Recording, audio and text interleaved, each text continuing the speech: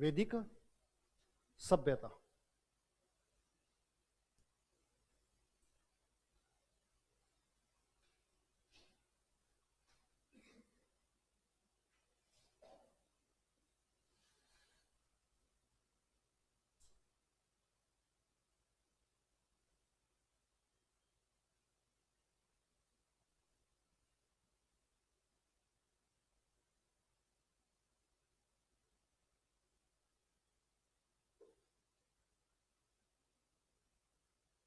पंद्रह सौ बीसी से 600 बीसी तक के कालखंड को वैदिक सभ्यता के नाम से जाना जाता है। पहली चीज।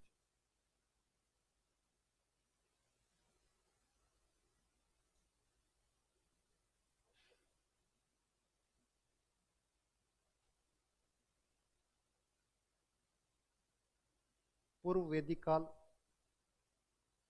या फिर ऋग वैदिक काल।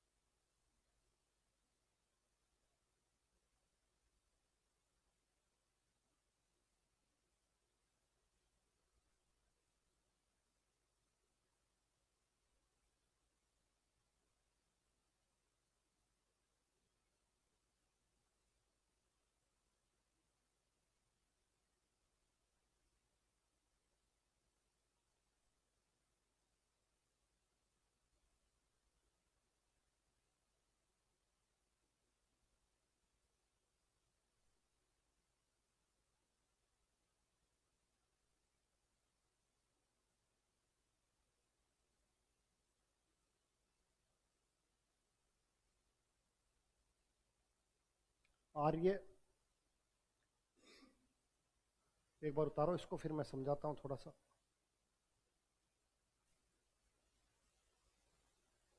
एक तो टाइम पीरियड आपको दिमाग में रखना है कि आखिर वैदिक सभ्यता कौन से कालखंड की मानी जाती है। तो वैदिक सभ्यता का जो कालखंड है वो लगभग 1500 से 600 बीसी तक का कालखंड माना जाता है। समझ में आ गई।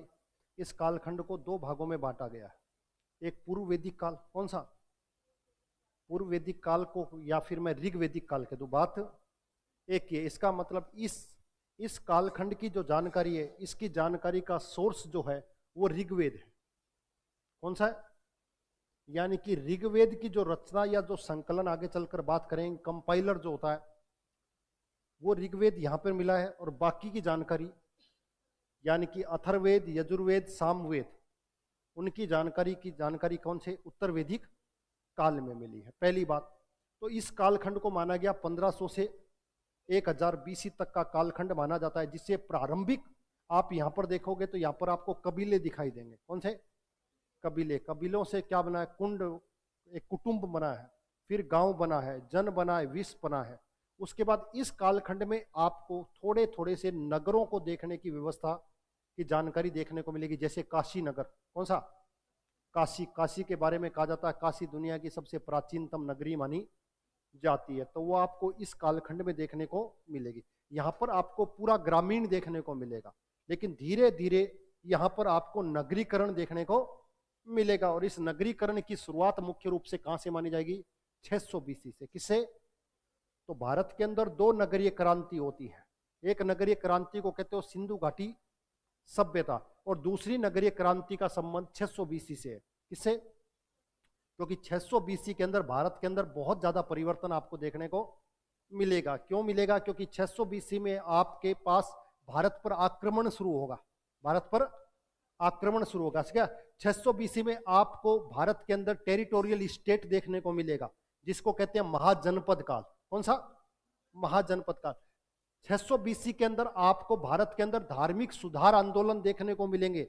जैन और बौद्ध जो धर्म है, उनका उदय कौन से कालखंड में हुआ? 600। और वास्तविक रूप से प्राचीन भारत, कौन सा भारत? प्राचीन, या जिसको एंशिएंट हिस्ट्री कहते हैं, वो एंशिएंट हिस्ट्री यहीं से शुरुआत मानी जाती है, 600 बीसी से। उससे पहले का जो इतिहास आप पढ़ते हो उसको प्रोटो हिस्ट्री, और उससे पहले का जो इतिहास आप पढ़ते हो उसको प्री हिस्ट्री के नाम से जाना जाता है। वास्तविक रूप से हिस्ट्री कहां से शुरुआत मानी गई?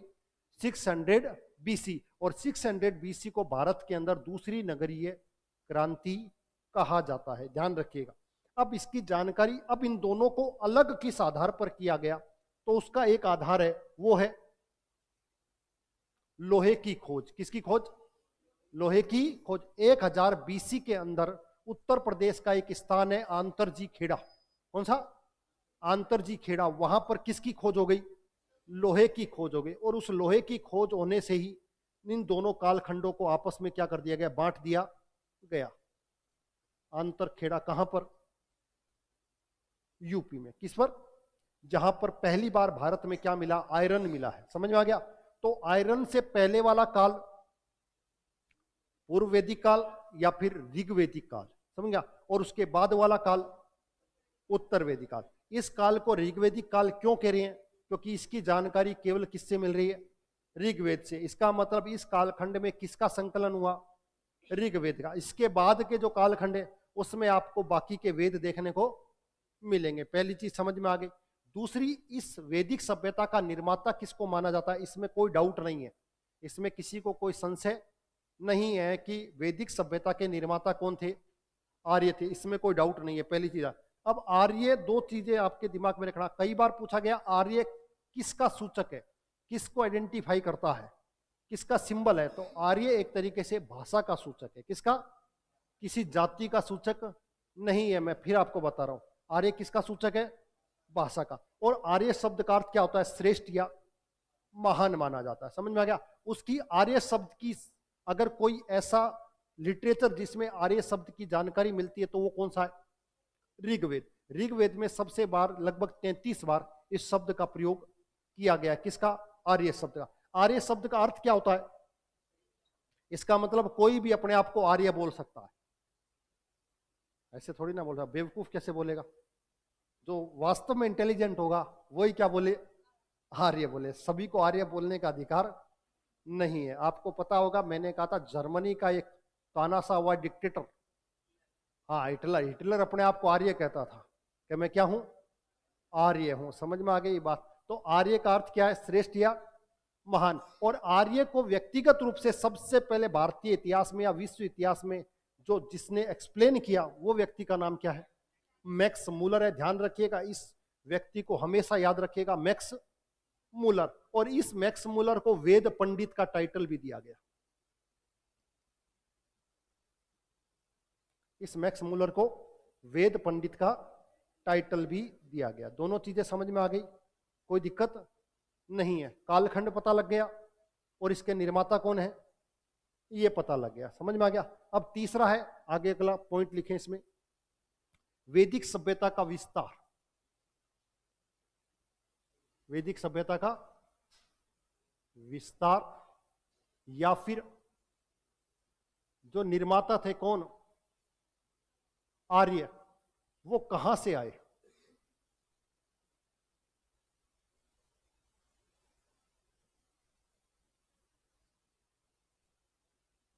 अब यहां पर भी सिंधु घाटी सभ्यता के तरीके से दो कॉन्सेप्ट हैं। एक कॉन्सेप्ट क्या कहता है आर्य बाहर से आए, और एक कॉन्सेप्ट क्या कहता है आर्य यहीं के थे। दोनों के विचारधाराएं हैं और दोनों से यहां से कोई ना कोई क्वेश्चंस पुट किया जाता है। समझ में आ गया। तो आर्य उद्भव हुआ, तो एक तो आप लिखोगे कौन सा सिद्धांत,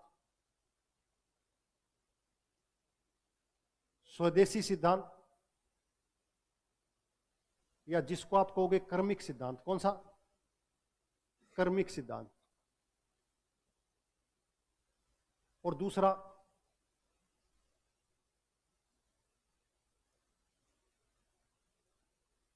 विदेशी या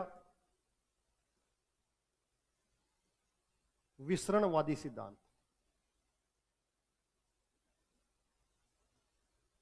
विसरणवादी, एक लोग कह रहे हैं यहीं के लोगों के द्वारा इस सभ्यता को विकसित किया गया, दूसरे कह रहे हैं नहीं, लोग कहां से आए थे, बाहर से आए थे, उन लोगों ने इस सभ्यता का क्या किया, विकास किया। पहली चीज।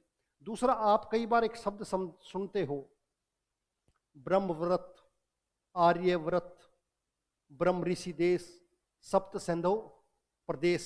ये आखिर क्षेत्र कैसे हैं और कौन कौन से क्षेत्रों में इनको बांटा गया है। समझ में आ गई बात। तो सबसे पहले तो आप एक छोटा सा नक्शा बना लें जिससे आपको थोड़ा समझने में आसानी हो जाए।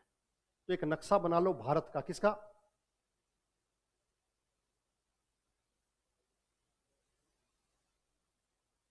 हाँ वैसे तो तुम बना ही लोगे, मुझे भरोसा है। क्या बना लोगे, क्या निकाल ले,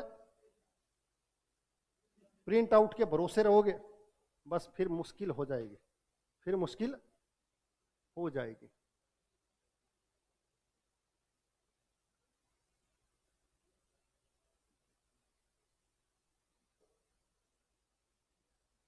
ये आपको एक जगह मिलेगी, मध्य एशिया। कौन सी, मध्य एशिया, सेंट्रल एशिया, सेंट्रल एशिया देखने को मिलेगा। आखिर आप जब बार बार पढ़ते हो तो मध्य एशिया के निवासी थे, सेंट्रल एशिया किसको कहते हैं,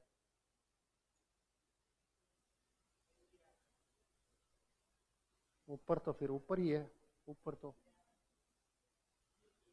तुर्की।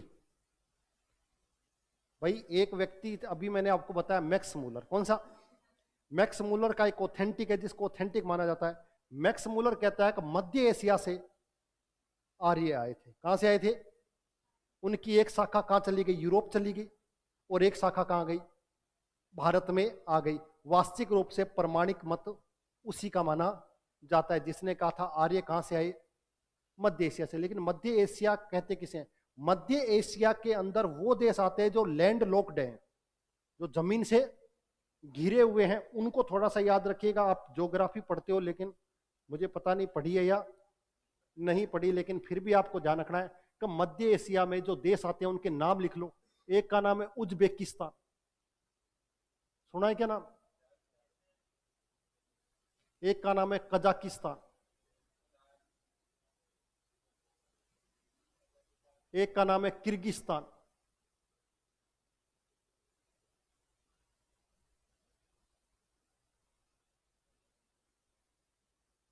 नाम सुने ना इनके या नहीं सुने, कौन सा, कजाकिस्तान, इसके अलावा किर्गिस्तान, इसके अलावा और स्थान बताओ। पाकिस्तान और अफगानिस्तान के अलावा नाम बताओ चलो। बलूचिस्तान तो पाकिस्तान में ही आ गया।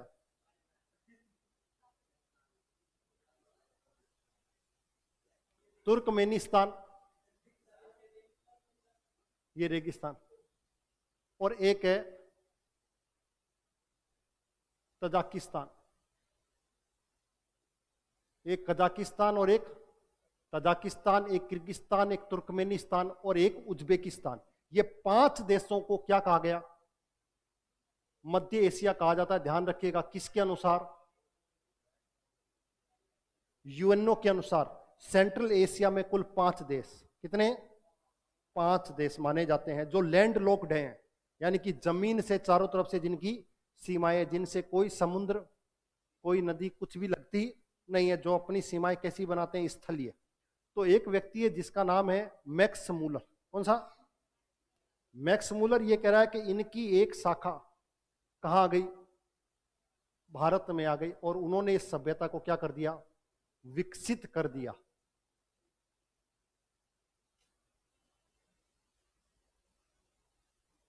Max Muller. कौन सा? एक बार डायग्राम ही बनाना है आपको, ठीक है। यहां पर एक पहाड़ है जिसका नाम है तिब्बत का पठार। किसका? तिब्बत का पठार। आपने एक नाम सुना होगा, दयानंद सरस्वती। हाँ, दयानंद ने कहा कि आर्य कहां से आए? तिब्बत के निवासी थे। किसके? तिब्बत के निवासी थे। बिल्कुल ध्यान रखिएगा।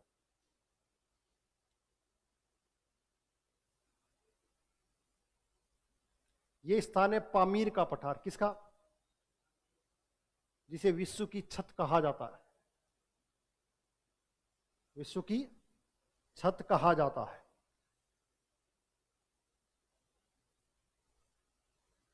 ओल्डनबर्ग और कील।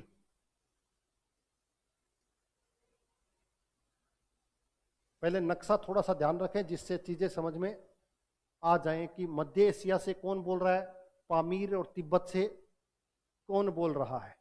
इसके अलावा इस मध्य एशिया से और ऊपर जाओगे आप, और ऊपर जाओगे तो यहां एक स्थान आता है जर्मनी। कौन सा? जर्मनी।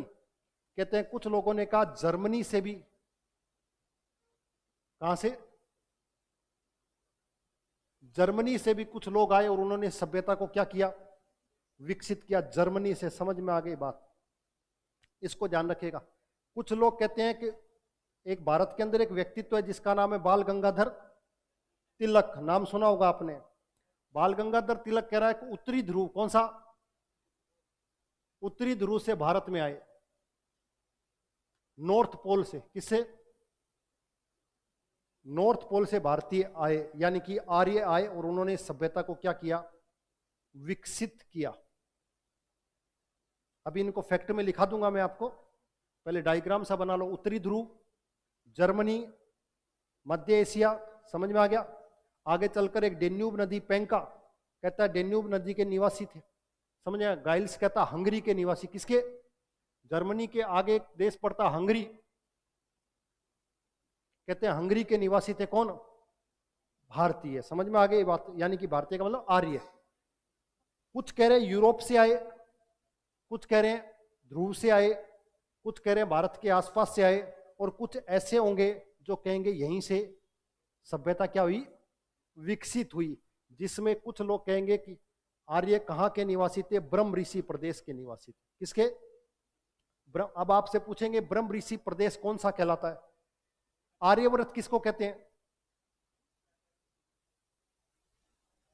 तो ये थोड़ा सा ध्यान रखें, नोट कर लीजिए।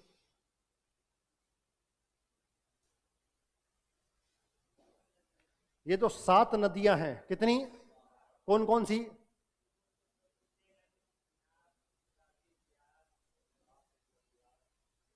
छह नदियां तो पढ़ते ही हो। कौन सी? सबसे ऊपर सिंधु, झेलम, चेनाब, रावी, व्यास और सतलज। इसके अलावा सरस्वती नदी। कौन सी नदी? इन क्षेत्र में जो नदी बहती थी उसको एक विशेष नाम से जानते हैं, उसको कहा जाता था सप्त सैंधव प्रदेश। सप्त सैंधव प्रदेश। पहले आर्य यहां आए, ठीक है। उसके बाद अगला जो इलाका होता है, अगला ध्यान रखिएगा, ये वाला दिल्ली वाला। कौन सा? दिल्ली का इलाका। इसको कहा जाता है ब्रह्मव्रत। ब्रह्मव्रत। क्या कहा गया? दिल्ली से आगे बढ़े गंगा वाला क्षेत्र, कौन सा? गंगा का दोआब का क्षेत्र, ध्यान रखिएगा, ये वाला क्षेत्र, इसको कहा गया ब्रह्म ऋषि प्रदेश। ब्रह्म ऋषि प्रदेश या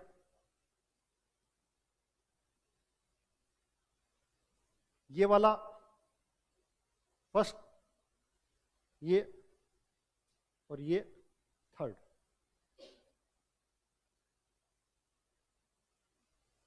सप्त सैंधव प्रदेश के निवासी थे भारतीय, कुछ लोग कह रहे हैं। तो सप्त सैंधव कौन सा हो गया? सिंधु नदी से लेकर सरस्वती नदी के बीच के क्षेत्र वाले लोग जहां रहते थे उसे क्या कहते थे? सप्त सैंधव। उसके बाद कुछ लोगों ने कहा आर्य कहां के निवासी थे? ब्रह्मव्रत के। किसके? ब्रह्मव्रत का मतलब होता है दिल्ली के आसपास का क्षेत्र। उससे आगे जाएंगे गंगा का मैदान, किसका? उसे क्या कहा गया? ब्रह्म ऋषि। और इस 1, 2 और 3 इन तीनों को जोड़ देते हैं तो यह कहलाता है आर्यव्रत। आर्यव्रत, जैसे कहते हैं ना भारत का एक प्राचीन नाम क्या है? आर्यव्रत। तो आर्यव्रत का मतलब क्या हुआ? जिसमें सप्त सैंधव भी जुड़ गया, जिसमें ब्रह्मव्रत भी जुड़ गया और जिसमें ब्रह्म ऋषि भी जुड़ गया। इन तीनों को इंक्लूड करके क्या कहते हैं? आर्यव्रत कहते हैं। समझ में गया? इसके नीचे एक क्षेत्र आता है, अगर आपने ज्योग्राफी पढ़ी हो थोड़ी बहुत, यहां पर एक श्रृंखला है जिसे कहते हैं विंध्याचल। कौन सी?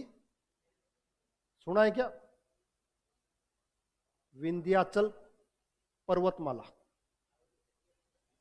पर्वतमाला, ये विंध्याचल पर्वतमाला लगभग भारत के बीचों बीच है, या तो इससे भारत ऊपर होगा या नीचे होगा। समझ में आ गया? तो इस विंध्याचल से जो ऊपर का इलाका था उसे कहते हैं उत्तरापथ,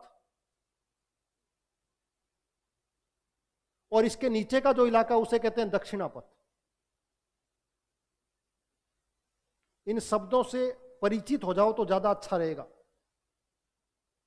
विंध्याचल मध्य प्रदेश में, भारत के बिल्कुल मध्य में। आपको कहे भारत के बिल्कुल मध्य में कौन सी पर्वत श्रृंखला है? विंध्याचल पर्वतमाला। विंध्याचल पर्वतमाला से जस्ट ऊपर वाली पूरा इलाका क्या कहलाएगा? उत्तरापथ। कौन सा? उत्तरापथ। समझ में आ गई बात? आगे मैं आपको एक हर्षवर्धन बताऊंगा। हर्षवर्धन को उत्तरापथ का स्वामी कहा जाता था। किसका? तो अब आप उस समय मेरे से यह मत पूछना कि उत्तरापथ के स्वामी का मतलब क्या होता है।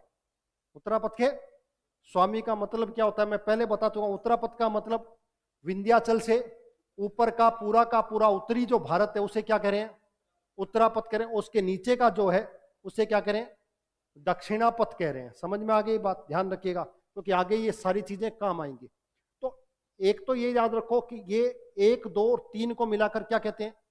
आर्यव्रत कहते हैं। एक इसके ऊपर वाला इलाका उत्तरापथ और इसके नीचे वाला दक्षिणापथ। समझिएगा? कुछ लोग कहते हैं भारत से बाहर से आए, कुछ लोग कहते हैं भारत से अंदर से आए। अब मैं कुछ नाम लिखाऊंगा तो आपको ध्यान रहेगा। मैं कहूंगा सप्त सैंधव प्रदेश। कौन सा? तो आपके दिमाग में रहनी चाहिए सप्त सैंधव प्रदेश का मतलब 7 नदियां। कौन सी नदियां? और 7 नदियां कौन सी हैं? लिख देता हूं, नहीं तो तुम्हारी हालत अच्छी नहीं है। हाँ, सिंधु, झेलम, चेनाब, रावी, व्यास, सतलज और साथ साथ में सरस्वती। इन सब के क्षेत्र को क्या कहते हैं? सप्त सैंधव प्रदेश कहा जाता है।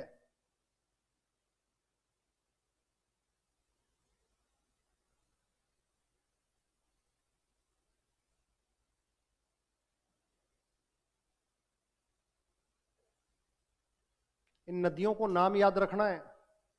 कारण क्या है कि इनके दूसरे नाम आएंगे अभी सारों के। इसको क्या कहते हैं, इसको क्या कहते हैं, इसको क्या कहते हैं, इनके वैदिक कालीन नाम कौन से?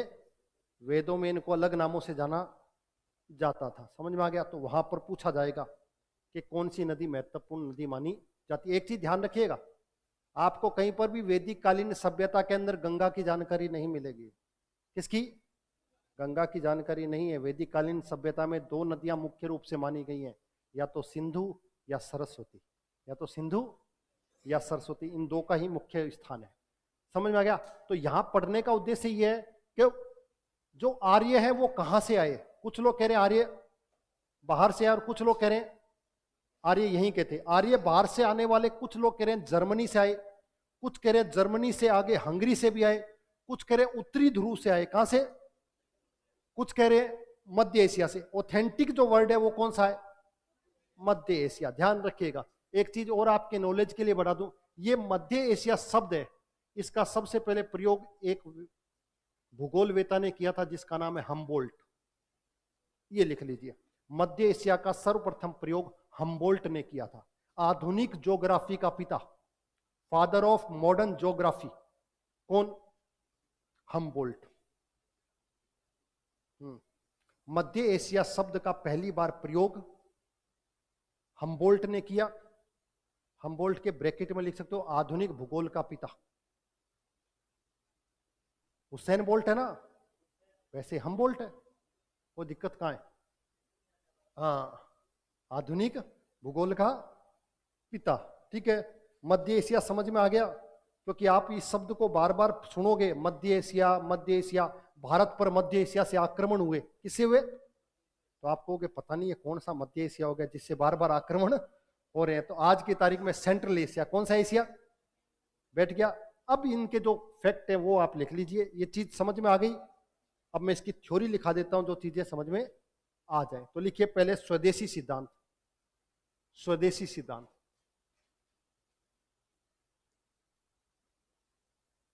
स्वदेशी सिद्धांत।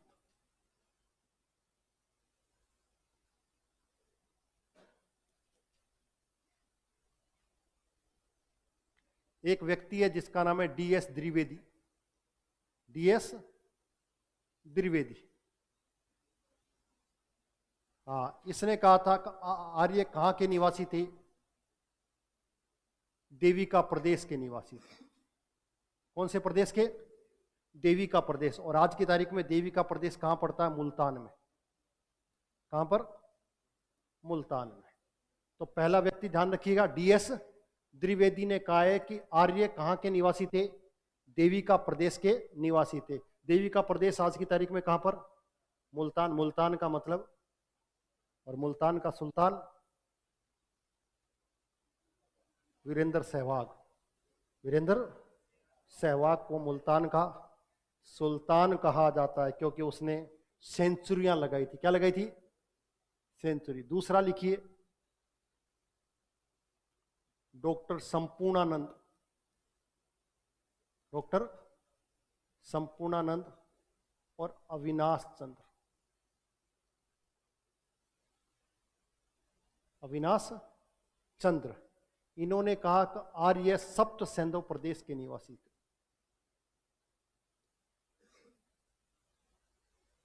सप्त सैंधव प्रदेश के निवासी थे।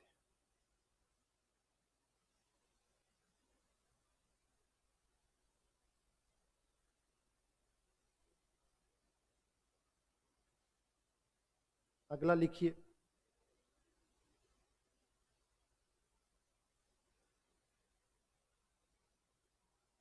गंगानाथ झा और दशरथ शर्मा। दशरथ शर्मा, इन्होंने कहा आर्य ब्रह्म ऋषि प्रदेश के निवासी थे। ब्रह्म ऋषि प्रदेश के निवासी थे।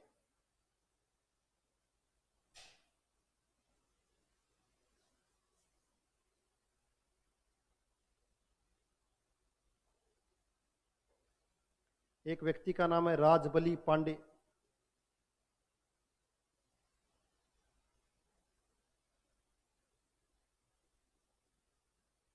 राजबली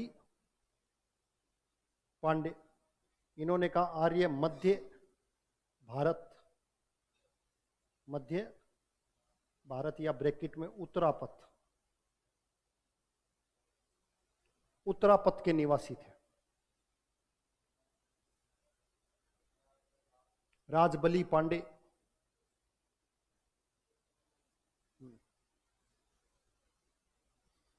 इसके अलावा एक नाम आपको भी मैंने बताया था, दयानंद सरस्वती।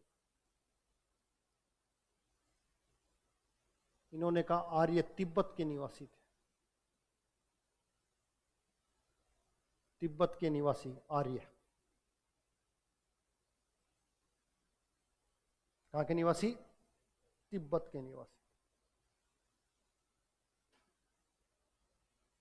एक व्यक्ति है जिसका नाम है एल.डी. कालेर। एल.डी. कालेर, या कई जगह मिल जाएगा एल.डी. कल्लर। वो कह रहे आर्य हिमालय ओब्लिक करके कहां के निवासी थे? कश्मीर के निवासी थे।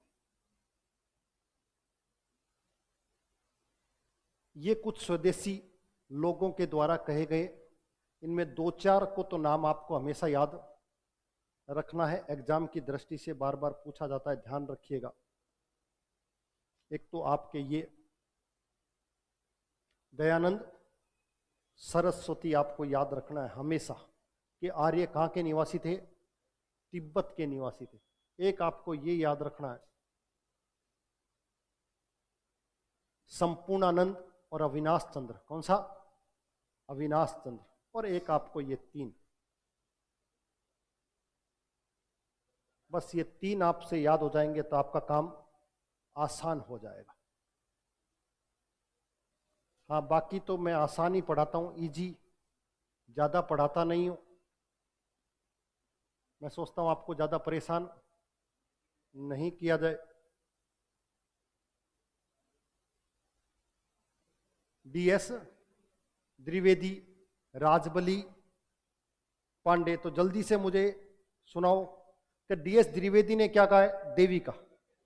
डी से देविका, डी से देविका, मुल्तान के। कहाँ के? मुल्तान के। सबसे इंपॉर्टेंट ध्यान रखिएगा। उसके बाद अगला क्षेत्र आता है एल.डी. कालेर का। किसका? ये क्या कह रहा है? हिमालय या कश्मीर के। सबसे महत्वपूर्ण है डॉक्टर संपूर्णानंद और अविनाश चंद्र, जो कह रहे हैं सप्त सैंधव प्रदेश। अब सप्त सैंधव प्रदेश का मतलब तो समझ गए, मैं पहले ही बता चुका हूं, इसीलिए 7 नदियों का क्षेत्र। कौन सा? जो सिंधु से लेकर सरस्वती तक होती है, समझ गया। उसके बाद दयानंद, वो कहते हैं तिब्बत के निवासी थे। किसके? आज की तारीख में तिब्बत चीन में है, तिब्बत चीन में है, लेकिन उनके समय जब तिब्बत था ये भारत का अभिन्न अंग था। किसका? तो ये देशी में जुड़ गए। समझ में आ गई बात? क्योंकि आज की तारीख में बात करेंगे तो विदेशी हो जाएगा, क्योंकि तिब्बत क्या है? चीन का हिस्सा हो गया। ठीक है। उसके बाद गंगानाथ झा और दशरथ शर्मा, ब्रह्म ऋषि प्रदेश। कौन सा? ब्रह्म ऋषि प्रदेश का मतलब गंगा का मैदान। किसका? गंगा का मैदान, यानी कि उत्तर प्रदेश, बिहार और छोटा सा बंगाल का हिस्सा, यहाँ के निवासी थे। कौन? आर्य। और एक कह रहा राजबली पांडे, वो क्या कह रहा है? उत्तरापथ, यानी कि यहाँ से ऊपर से, यानी कि विंध्याचल पर्वत से ऊपर रहने वाले जो भी थे वो सारे कौन थे? आर्य थे। आपको पता है एक्चुअली में 2 समस्याएं थी। कुछ कहते हैं आर्य बाहर से आए। जब आर्य बाहर से आए तो यहाँ के लोग कौन थे? यहाँ के लोग कौन थे? तो कुछ लोगों ने कहा कि यहाँ के लोग अनार्य थे। क्या थे? अनार्य थे। और उनको क्या बनाएगा? आर्य बनाया गया आर्यों के द्वारा। और एक आपका जो गायत्री मंत्र है, कौन सा?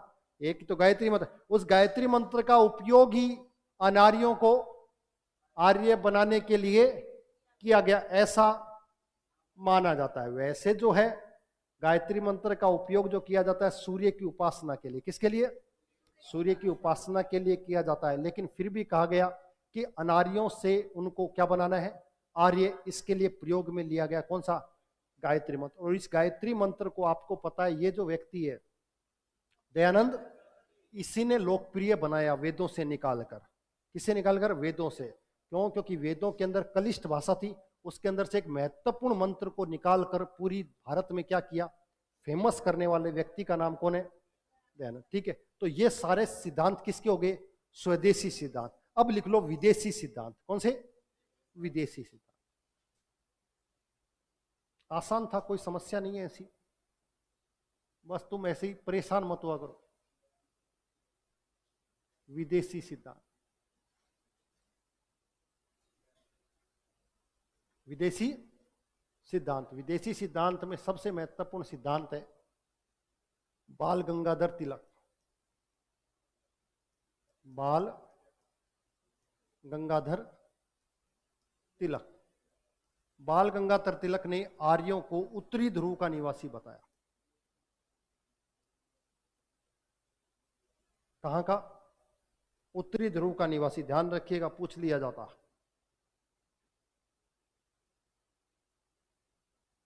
एक व्यक्ति है जिनका नाम है गाइल्स। हाँ, गाइल्स ने आर्यों को हंगरी का निवासी बताया। हंगरी कहां पड़ता है? यूरोप में। हंगरी का निवासी।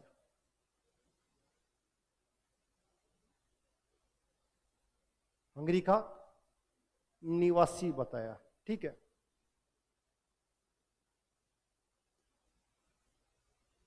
एक इतिहासकार है जिनका नाम है पेंका। पेंका ने आर्यों को जर्मनी का निवासी बताया।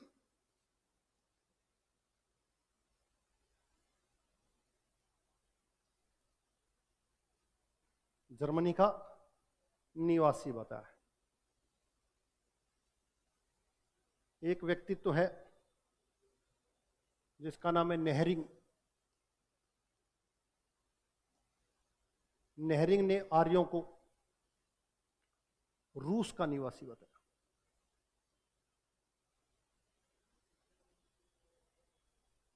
रूस का निवासी बताया।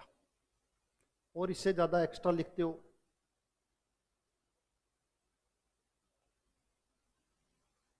एक व्यक्ति है जिनका नाम है ओल्डनबर्ग। ओल्डनबर्ग, इन्होंने इसे पामीर के पठार का निवासी बताया। पामीर के पठार का निवासी बताया। ये कुछ विदेशी फैक्ट आपको पता होने चाहिए। और इसमें सबसे महत्वपूर्ण है जो मैंने अभी बताया नहीं आपको, ध्यान रखिएगा। सबसे इंपॉर्टेंट,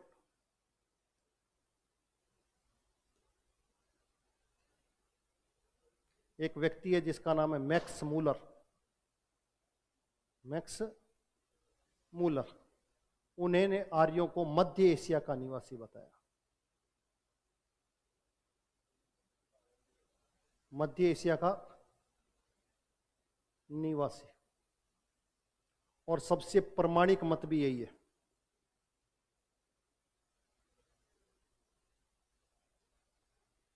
प्रमाणिक मत समझ में आई? एक व्यक्ति का नाम है बाल गंगाधर तिलक। इस कैरेक्टर से तो आप रूबरू होंगे। इन्होंने एक पुस्तक लिखी थी, मैंने पहले पढ़ाई है आपको, अगर किसी को याद हो तो।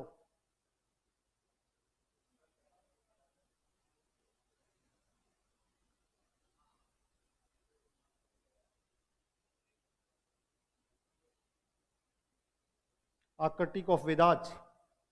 Arctic of Vedas. उत्तरी जो महासागर है उसे क्या कहते हैं? आर्कटिक महासागर कहते हैं। उत्तरी महासागर को आर्कटिक महासागर के नाम से जाना जाता है। तो उसी में कहा गया है, बाल गंगाधर तिलक ने आर्यों को कहाँ का निवासी बताया? उत्तरी ध्रुव का, नॉर्थ पोल का क्या बताया? निवासी। दूसरे व्यक्ति हैं पेंका। पेंका क्या कह रहे हैं कि आर्य जर्मनी के निवासी थे। जर्मनी के पास एक नदी बहती है, डेन्यूब नदी। कौन सी? डेन्यूब नदी। उस डेन्यूब नदी के किनारे पर रहा करते थे कौन? आर्य, ऐसा माना जाता है। तीसरा व्यक्ति है नेहरिंग। नेहरिंग कह रहा आर्य कहाँ के निवासी थे? रूस के निवासी थे। अब आपको तो पता है रूस में तो अभी भी जीवन मुश्किल है रहना, उस समय पता नहीं कैसे, तो इनकी बात समझ से परे है। और गाइल्स हंगरी के निवासी, इनकी कदकाठी के अनुसार ये अपनी कैलकुलेशन बता रहे हैं। किसी के बालों को देखकर, किसी के रंग को देखकर, किसी की लंबाई और चौड़ाई को देखकर ये कह रहे हैं कि यहाँ के निवासी रहे होंगे। और सबसे प्रमाणिक मत है मैक्स मूलर का, जो कहते हैं सेंट्रल एशिया में ही ये थे। उसमें से एक शाखा यूरोप चली गई। कौन सी? और एक शाखा कहाँ गई? भारत में आ गई। और वो भारत में आकर उन्होंने सभ्यता विकसित करी जिसे वैदिक सभ्यता के नाम से जाना जाता। तो सबसे महत्वपूर्ण फैक्ट आपको ये रखना है कि आर्य निवासी कहाँ के थे? मध्य एशिया के। किसके? और ऐसा बताने वाला कौन है? मैक्स मूलर है, समझेगा। और मैक्स मूलर ने, मैंने कहा वेद पंडित भी इसको कहा जाता है, एक महान सोशोलॉजिस्ट माना जाता है। क्या माना जाता है? सोशोलॉजिस्ट के रूप में माना जाता है मैक्स मूलर को। ये हो गया विदेशी सिद्धांत, ठीक है। अब लिखिए वैदिक सभ्यता को जानने के स्रोत, सोर्स।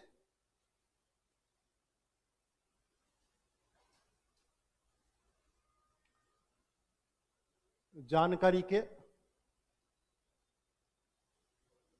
हाँ, हमें जानकारी कैसी मिली? किसकी? वैदिक सभ्यता की। तो वैदिक सभ्यता की जानकारी के दो सोर्स हैं। एक है आर्कोलॉजिकल एविडेंस, जिसे आप कहते हो पुरातात्विक,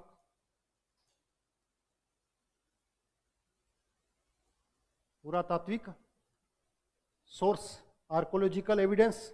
और दूसरे हैं साहित्य स्रोत, लिटरेचर एविडेंस।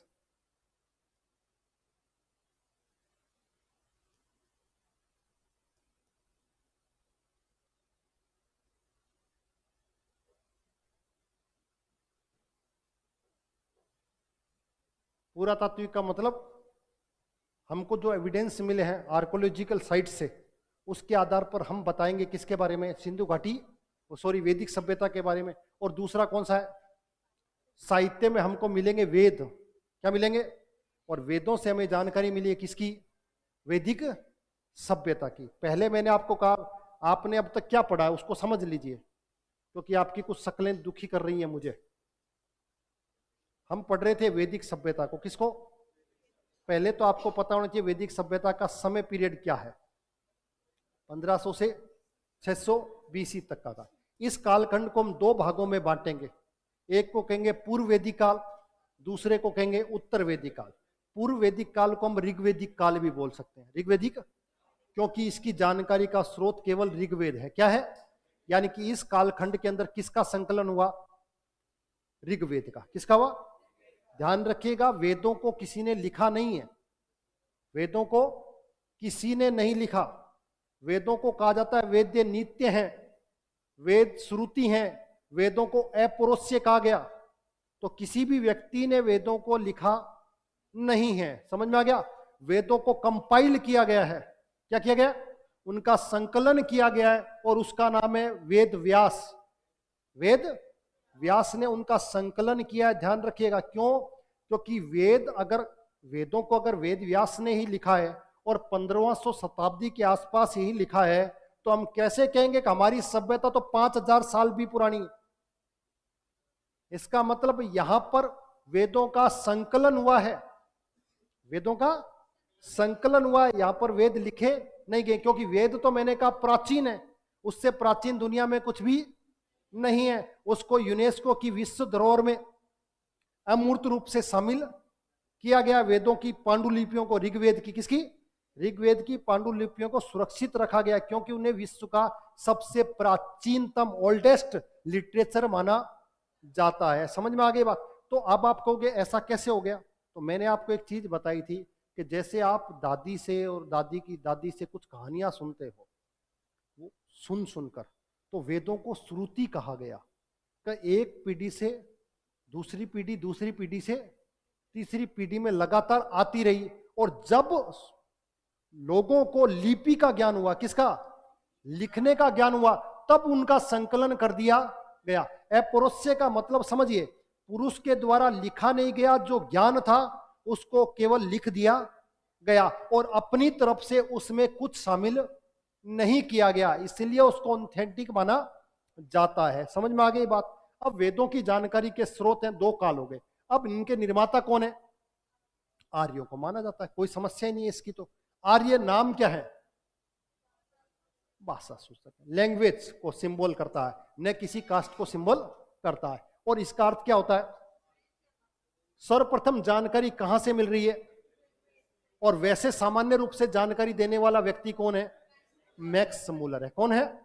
मैक्स मूलर है। इसको हम पढ़ते हैं साहब, लेकिन आपको पता होना चाहिए कि अगर मैक्स मूलर को हम इतना तवज्जो दे रहे हैं तो हमें तवज्जो दयानंद सरस्वती को देनी चाहिए। किसको? लेकिन मैंने कहा इतिहास लिख दिया गया, हमको उसको पढ़ना ही पड़ता है। इसको वेद पंडित कह रहे हैं, कैसे कह रहे हैं, इसको क्या पता है वेदों का, लेकिन लिख दिया गया तो वेद पंडित मान लिया गया, मजबूरी है हमारी।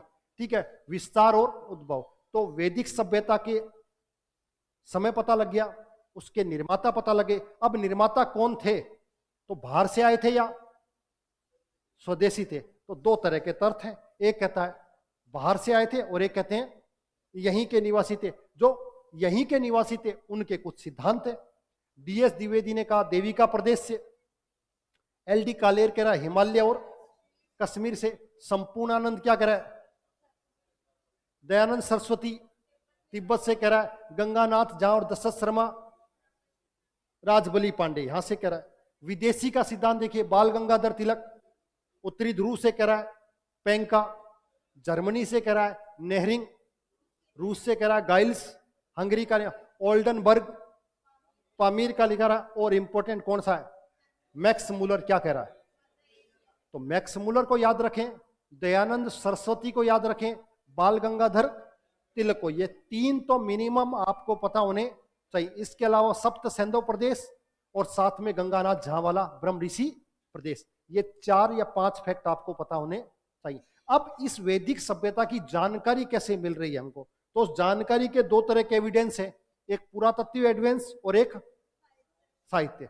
पुरातात्विक एविडेंस के अंदर दो तरह की चीजें आएंगी, एक को कहा जाएगा शिलालेख, कौन से शिलालेख, और एक को कहा जाएगा मृद भांड, मिट्टी के बर्तन। इन दोनों से जानकारी मिली किसकी, सिंधु वो वैदिक सभ्यता की। दूसरी कौन सी है, साहित्य में एक आएगा वेद, एक आएंगे उपनिषद, एक आएंगे ब्राह्मण और एक आएंगे आरण्यक।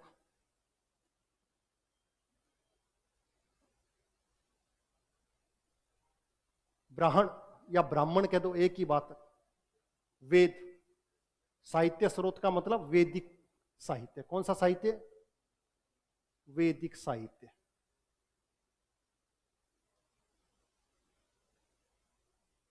ठीक है, अब इनको एक एक को अपने को पढ़ना है, किसको, वेदों को और इनको और इनको। शिलालेख के अंदर जनरली चीज पढ़नी है कि शिलालेख दो जगह से मिला है, जिसमें एक मुख्य शिलालेख है जिसका नाम है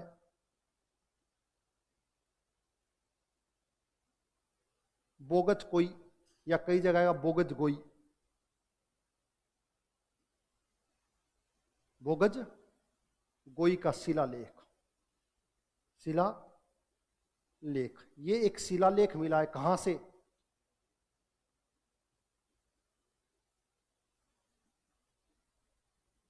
एशिया माइनर से, यानी कि एक शिलालेख मिला है, कहां से, बोगज कोई से। कहां से, बोगज कोई। कहां पर यह स्थान, एशिया माइनर में पड़ता है। एशिया माइनर का अर्थ तुर्की से पड़ता है, तुर्की का मतलब टर्की से पड़ता है, टर्की का मतलब यूरोप के गेट से पड़ता है। किससे, यूरोप के गेट से पड़ता है, समझ गया। वहां से एक शिलालेख मिला और कहते हैं कि यह शिलालेख लगभग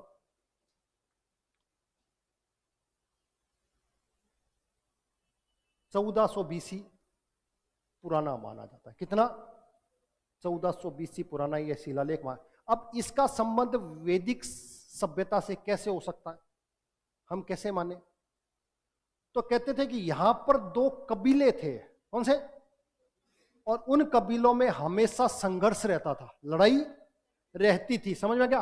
और वो 2 कबीले थे, एक का नाम था हित्ती और एक का नाम था मितन्नी। कौन सी, इन 2 कबीलों में हमेशा क्या रहती थी, संघर्ष रहता था, समझ गए। तो इन्होंने कहा कि ये हमेशा के लिए हमारा संघर्ष क्या हो, समाप्त हो जाए, समझ में क्या। इसके लिए इन्होंने एक संधि की, क्या करी, एक ट्रीटी करी।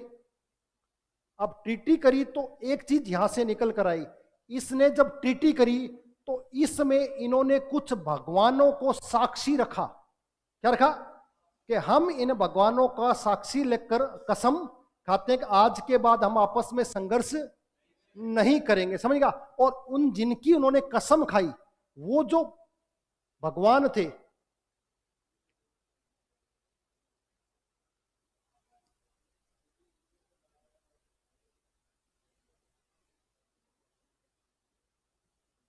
इन 4 भगवानों की इन्होंने क्या खाई कसम। किस किसने? इंद्र, वरुण, मित्र और नास्ते। इन 4 भगवानों की इन्होंने साक्षी मानकर क्या खाई कसम। इसकी जानकारी किस में मिल रही है? अब हम कह रहे हैं कि ये जो भगवान का आप इस्तेमाल कर रहे हो, ये भगवान तो हमारे वैदिक साहित्य में मिलते हैं। किस में मिलते हैं? हमारे वैदिक साहित्य में इनको देखने को मिलता है। इसका मतलब हमारा जो विस्तार था वो वहां तक था। कहां तक? तुर्की तक। कहां तक? क्योंकि तुर्की तक में मैंने आपको कहा कि जब वहां पर कोई लड़ाई हो रही है तो उन ईश्वरों की साक्ष्य माना जा रहा है जो ईश्वर आपके वैदिक साहित्य में मुख्य देवता हैं। जब आप कहोगे कि ऋग्वेद के अंदर जो 33 देवता हैं, कितने? आगे जाकर पढ़ोगे 33 देवता हैं। उन देवताओं में सबसे बड़े देवता के रूप में इंद्र है। कौन है? इंद्र है। इंद्र को सबसे ज्यादा मंत्र समर्पित किए गए हैं। समझ में आ गया? तो उस इंद्र की कल्पना कहां हो रही है? बोगज को इससे कहां हो रही है? तो इसे प्राचीनतम वैदिक सभ्यता का सबसे प्राचीनतम एविडेंस माना जा रहा है। कौन सा एविडेंस? Archaeological evidence. कौन सा? ठीक है, बाकी कल चर्चा हम इस पर करेंगे और फिर इसके बाद इन पर विस्तृत चर्चा करेंगे। 4 वेद, उपनिषद, ब्राह्मण और आरण्य की कल। ठीक है, जो चीजें मैं आपको पढ़ा रहा हूं मैं फिर आपको बोल चुका हूं, आपको इससे ज्यादा पढ़ने की आवश्यकता नहीं।